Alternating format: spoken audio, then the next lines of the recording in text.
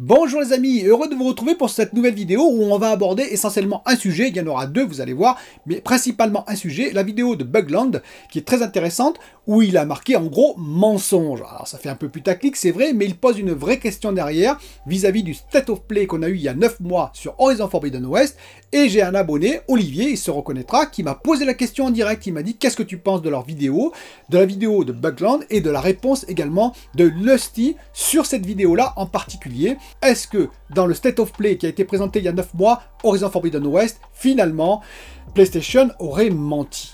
Eh bien, on va revenir là-dessus. On va également revenir sur une pratique commerciale un peu douteuse de Sony, à mon avis. J'ai essayé, vous allez comprendre quoi, sur Horizon Forbidden West encore. Et disons que là, par contre, j'ai un petit avis négatif sur PlayStation Sony. Je vais vous dire pourquoi.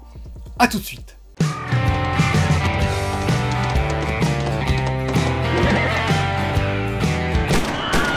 Alors pour rentrer dans le débat, tout de suite, ce n'est pas une critique de Bugland ou ce n'est pas une critique de Lusty, hein, je le précise quand même tout de suite pour mettre les choses à plat, c'est plutôt finalement une réponse, un dialogue par rapport à ce qu'ils ont présenté et leur avis personnel.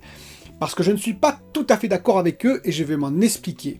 Donc quel est le contexte déjà? Eh bien il faut savoir que Bugland a fait le jeu en entier, Horizon Forbidden West, 81 heures, il a entièrement pensé le jeu, donc il a dit, et je le crois, il a vu tout le jeu, les 100% du jeu, en tout cas l'essentiel des cinématiques, l'essentiel de l'histoire, peut-être même des histoires parallèles, et donc il peut donner son avis là-dessus. Il a dit qu'après avoir pensé le jeu, l'avoir entièrement finalisé, eh bien il est revenu sur le State of Play présentation il y a 9 mois par PlayStation de Horizon Forbidden West, et il n'a pas vu les scènes qui ont été présentées durant le State of Play. C'est surtout ça le problème. Il revient dans sa vidéo, regardez là, je la mettrai en lien, ainsi que celle de Lusty, je la mettrai en lien également, il revient sur toutes les scènes en question, il les analyse, enfin quelques scènes, parmi le State of Play qui a été présenté qui était assez long, et il montre effectivement que lui n'a pas vu telle scène et telle scène.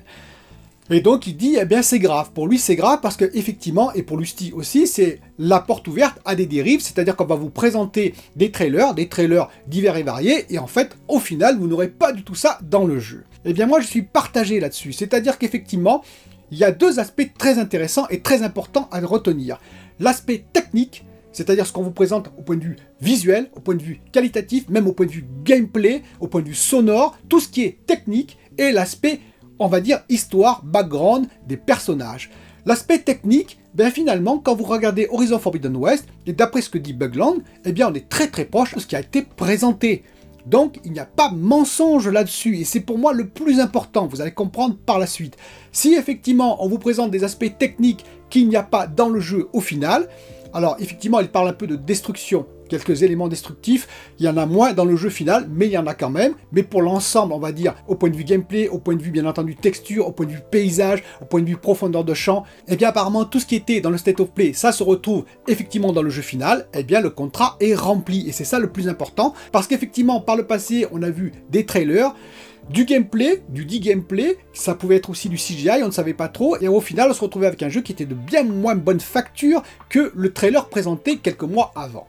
Là, ça n'est pas le cas, donc le mensonge n'y est pas. Et pour la seconde partie, la partie effectivement background, histoire, je dirais même tant mieux. C'est-à-dire que lui il dit, eh bien finalement on a été trompé parce que ce qu'on voit effectivement dans le trailer ne se retrouve pas dans le jeu final. Oui, mais ce n'est pas grave pour moi. C'est un peu comme un film ou une série quand on vous présente des trailers. Alors généralement c'est plutôt l'inverse d'ailleurs, hein. Dans les films et séries, on vous présente des trailers, on vous présente à peu près tout ce qu'il y a dans le film, pour certains films bien entendu, hein, je parle, et à la fin vous regardez le film et vous vous apercevez qu'il n'y a rien de plus. C'est un autre problème. Mais finalement c'est un peu comme si on vous racontait l'histoire avant, ce serait quand même dommage. Certains trailers d'ailleurs de films ou de séries me font tiquer parce que finalement j'ai l'impression d'avoir déjà vu le film, j'ai l'impression de savoir déjà tout ce que je vais voir, et parfois j'ai malheureusement raison.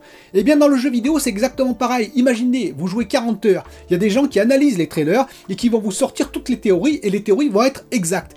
Et bien c'est bien dommage. C'est ce qui aurait pu arriver pour The Last of Us 2, je ne parle pas du piratage qu'il y a eu bien entendu, mais pour The Last of Us 2, en analysant les images, on pouvait peut-être deviner ce qui allait arriver. Et donc ce serait vraiment dommage, surtout pour des jeux à histoire. Et donc pour Horizon Forbidden West, moi je suis très content si c'est une autre histoire par rapport à ce qu'on a vu, si j'ai des vraies surprises. Alors il explique Bugland que quand même il y a des effets scénarisés qu'on ne retrouve pas dans le jeu, par exemple à des moments il y a des mechas qui se mettent à des positions stratégiques, qui vous suivent, vous savez un petit peu comme les raptors dans Jurassic Park, qui vous suivent et qui vous entourent etc. Et que ça se retrouve moins dans le jeu parce que le jeu effectivement c'est du gameplay traditionnel, c'est l'IA, l'intelligence artificielle des adversaires qui va se positionné autour de vous et non pas quelque chose de très scénarisé. Oui, mais ça n'est pas grave. Je dirais effectivement, il y a ces effets-là, mais c'était marqué d'ailleurs. C'est important. Alors attention aussi, c'est marqué au début. Alors évidemment, ça dédouane un petit peu. PlayStation, ça peut dédouaner effectivement des maisons de développement un peu facilement en marquant attention, ceci n'est pas le produit final que vous aurez chez vous.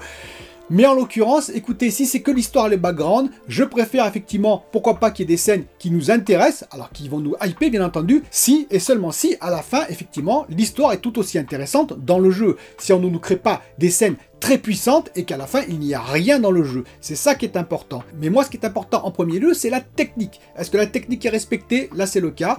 Et donc je dirais que quand même c'est une tempête dans un verre d'eau comme on m'a dit, hein, comme mes abonnés m'ont dit dans les commentaires, c'est un peu une tempête dans un verre d'eau. Alors effectivement pour Horizon Forbidden West ça n'est pas grave pour moi. Est-ce que ça dédouane toutes les maisons de développement? Bien entendu que non. Il faut faire attention à ne pas faire n'importe quoi, à ne pas raconter n'importe quelle histoire pendant plus d'une heure sur des trailers divers et variés pour vous offrir à la fin quelque chose de creux et inintéressant. C'est ça le problème. Je ne crois pas que c'est le cas de Horizon Forbidden West, donc mensonge, je ne pense pas qu'il y a eu. Je pense qu'il y a eu un petit peu de détournement, mais tout de même, de là à dire que c'est un mensonge, je pense que pour ce jeu, je dis bien pour ce jeu, c'est exagéré. Et venons-en maintenant à la pratique commerciale de Sony. Là par contre j'ai quelques doutes. Alors j'ai la version physique bien entendu de Horizon Forbidden West qui est en train de s'installer sur ma PS5. Et oui parce que moi je n'ai pas eu de clé en avance, hein, contrairement à d'autres. Et donc je l'installe, mais j'ai quand même installé aussi, enfin je suis allé voir la version numérique, vous savez, la version digitale, et oui, pour aller voir un peu ce qu'ils proposaient. Et qu'est-ce qu'on voit? Eh bien il y a un seul écran à 80 €, 79,99 €. Ok, vous allez me dire, bah c'est normal, c'est ce qui était prévu, etc. Il y a marqué PS4, PS5. Oui, sauf que si vous allez sur une version PS4, si vous avez une version PS4, vous allez payer 70 € et ensuite vous allez avoir l'update gratuit jusqu'à 80 €.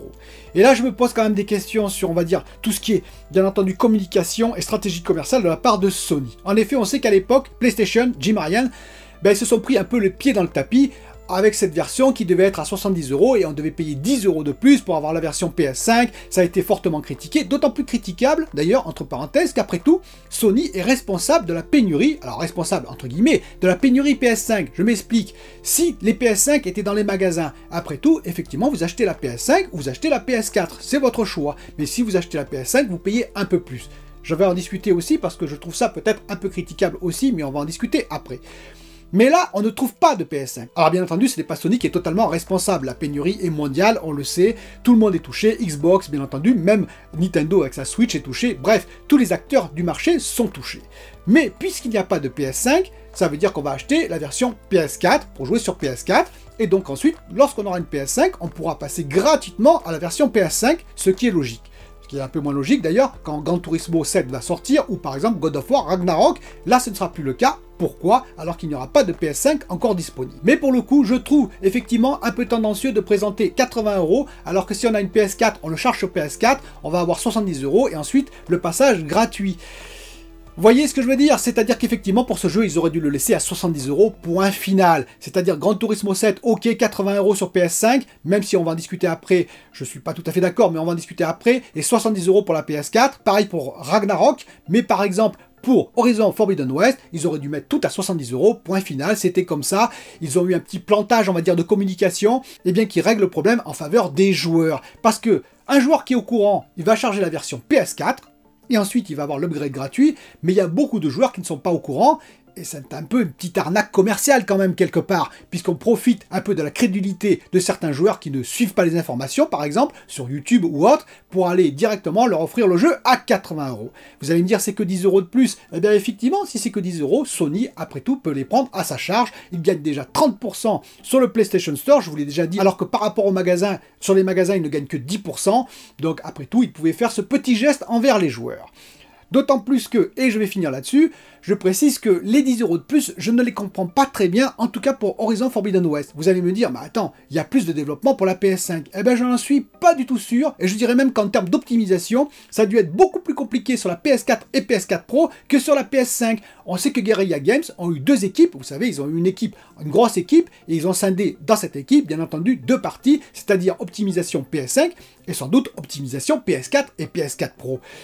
Eh bien, les optimisations doivent être quand même assez compliquées pour sortir un jeu aussi beau sur PS4, première du nom en particulier. Donc le travail était-il moindre sur PS4 que sur PS5? Je n'en suis pas du tout certain, même si bien entendu les assets sont bien meilleurs, qu'il y a des ombrages supplémentaires, qu'il y a la gestion de la lumière supplémentaire, etc. etc.